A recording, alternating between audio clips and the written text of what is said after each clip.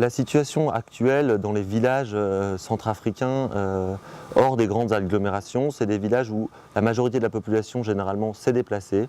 Les écoles sont fermées, n'ont pas forcément été pillées ni occupées, mais les écoles sont fermées, de même que les autres bâtiments publics, comme les centres de santé, s'il y a des hôpitaux ou les mairies.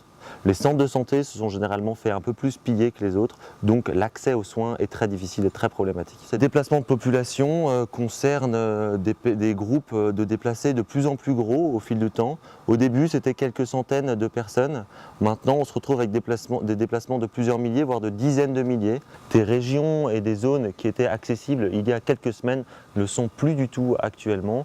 Il y a des préfectures entières dans lesquelles ACF ne met plus les pieds et les autres acteurs humanitaires de la même manière.